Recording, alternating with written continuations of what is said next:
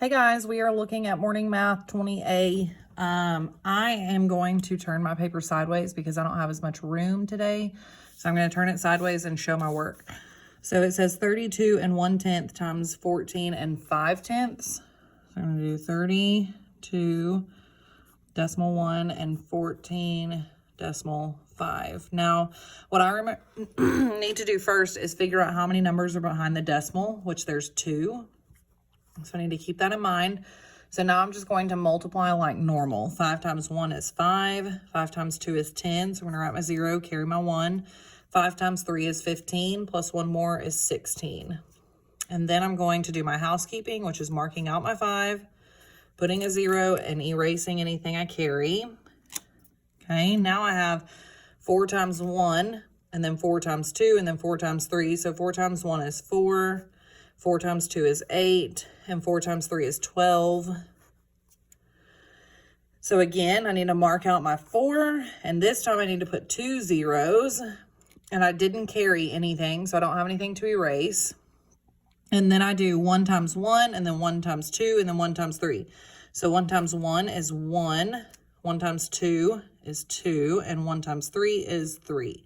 So now I have nothing else to multiply by. Now I add everything up. So 5 plus 0 plus 0 is 5.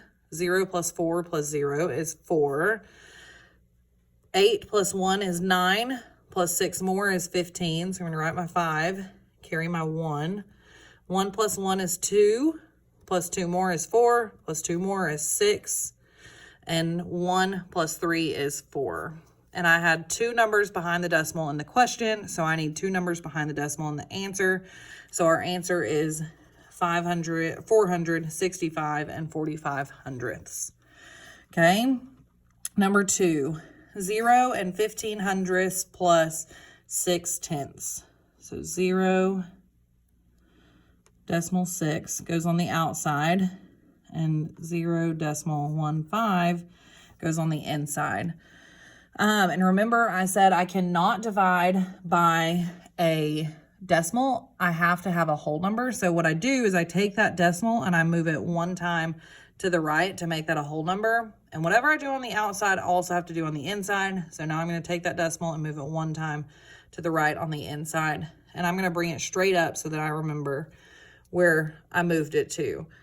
So 6 cannot be divided into 0 because 0 is too small. So I'm going to put a 0 on top. And then 6 cannot be divided into 1 because 1 is too small. But 6 can be divided into 15, and it goes into 15 2 times. So 2 times 6 is 12. And then I subtract. 15 minus 12 is 3. And then I cannot have a remainder and a decimal. So what I can do is I can add a 0 after this 5 and then bring that 0 down, which is 30.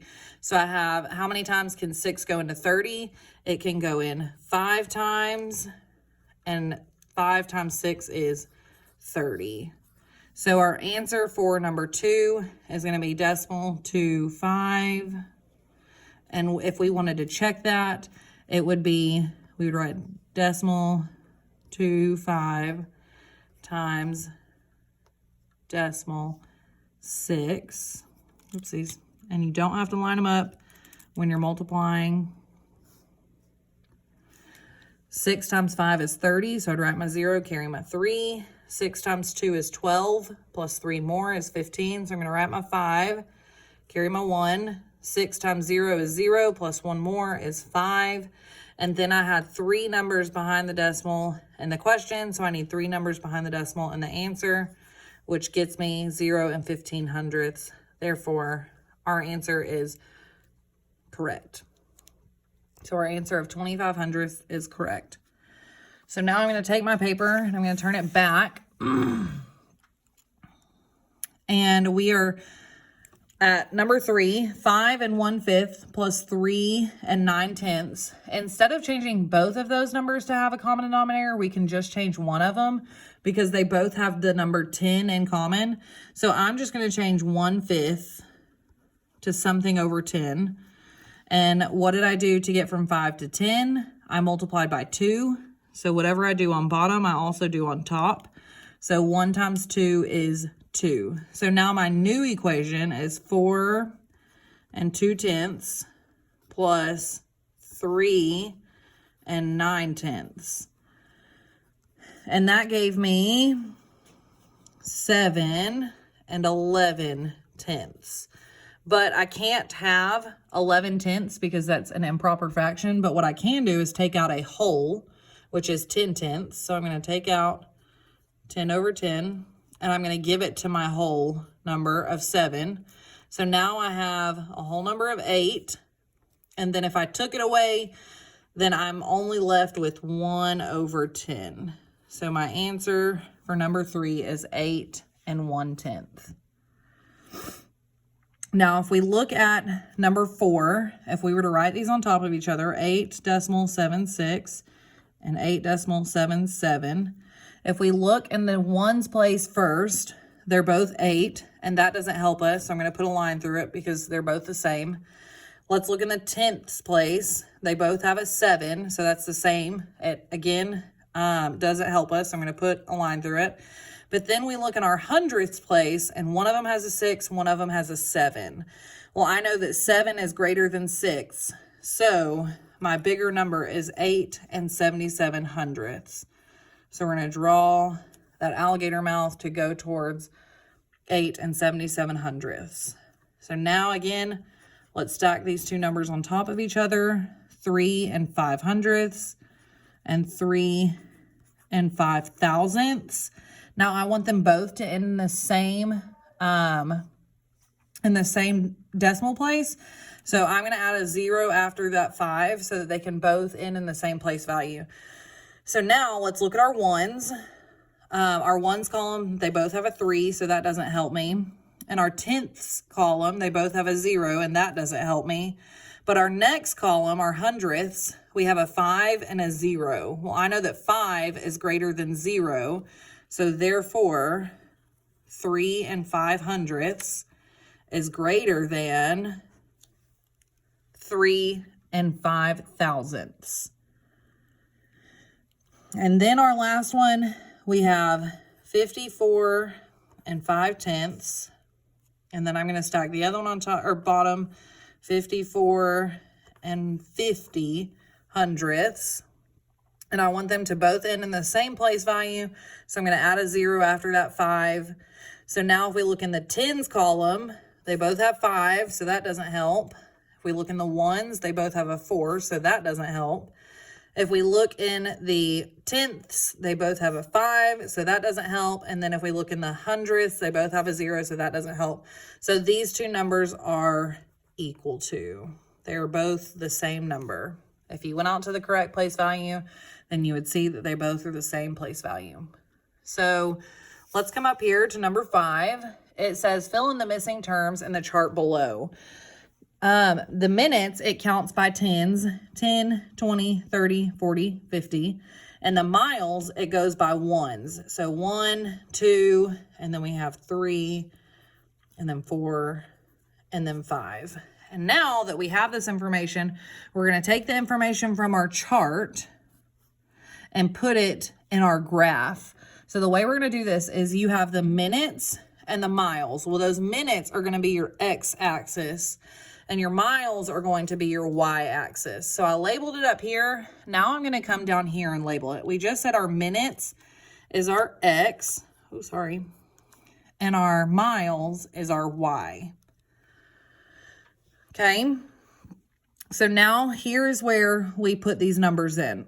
So just off to the side, I want you to write this quick note. You have to go over, then up. Okay, so you must go over and then you can go up. You cannot go up and then over. Okay, so we're going to do our minutes. We're going to do our first pair first. And when you have a pair, you've got an X with a Y. So we've got our first pair of 10 and 1. So I'm going to go over to 1. and I'm going to go up to 10, and I'm going to put a dot. Okay. Now our next pair is 20 and 2. So I'm going to go over to 2 and up to 20. Our next pair is 30 and 3. So I'm going to go over to 3, up to 30. Our next pair is 40 and 4. So I'm going to go over to 4 and up to 40. Oh, sorry. It's an ugly dot. And then our last pair is 50 and 5. So I'm going to go over to 5 and up to 50. So you should have 5 dots in a line. It may not be the straightest line, but it is a line, okay? So remember, you have to go over before you can go up. And this side is your x-axis. This side is your y-axis. So make sure you label that so that that'll help you on your test on Friday. The minutes was our x, the miles was our y. Okay? So now we're moving down here to number 7. It says 345 and 21 hundredths minus 21 and 7 tenths. So I'm going to stack, because it's just subtraction, I'm just going to stack both of them on top of each other by lining up those decimals. So I'm going to write 345 and 21 hundredths first. Then I'm going to bring down that decimal because we're lining it up, and I'm going to fill in both sides. So on this side of the decimal is a 1 and then a 2, and on that side of the decimal is a 7. And then those 2 blank spots, I can just put a 0. And now we just subtract like normal because that's what it's wanting us to do. So 1 minus 0 is 0. 2 minus 7. We can't do that because I don't have enough. But what I can do is I can go next door and borrow from that 5. So that 5 is going to change to a 4. And then that 2 turns to a 12. So 12 minus 7 is 5. And then I bring that decimal straight down. And then I have 4 minus 1 is 3. 4 minus 2 is 2. And 3 minus 0 is 3. So our answer for number 7 is 323 and 51. I'm sorry, and 50. So that's our answer for number 7. Okay. And the last one, Janet put 1/3 of a cup of blueberries, 1/2 of a cup of raspberries, and 2/3 of a cup of strawberries in the salad. How many total cups of berries did she put in the salad? Well, she put 1/3, then she put 1/2, then she put 2/3. And again, remember, we do not have a common denominator for those right now. So now we need to find one because we cannot add them together as they are. So 1/3, they both have 6 in common. So 1/3 is going to change to what over 6? Well, I multiplied 2 to get to 6. So I do that on top 2. So 1/3 changes to 2/6. 1/2 is going to change to 3/6. And 2/3 is going to change to 4/6. So now I have 2 over 6 plus 3 over 6 plus 4 over 6. So 2 plus 3 is 5. 5 plus 4 is 9. So I have 9/6. But I can't leave it like that. Because the fraction is improper. But what I can do is take out 6/6, which is a whole. So I just took out a whole and gave it to a whole. And then when I took that out, I have 9 minus 6, which is 3. So I have 3/6 left. And I know that 3/6 is equivalent to 1/2. So this could be 1 and 3/6 or 1 and 1/2. Either one of those would work. Okay. So again, I hope you took all of these notes like I just did. If you have any questions, please let me know. Hopefully tomorrow I can video this as we're doing it in class. If not, then I will get it up as soon as I can and I'll send out a message. I hope you all have a great day. Bye-bye.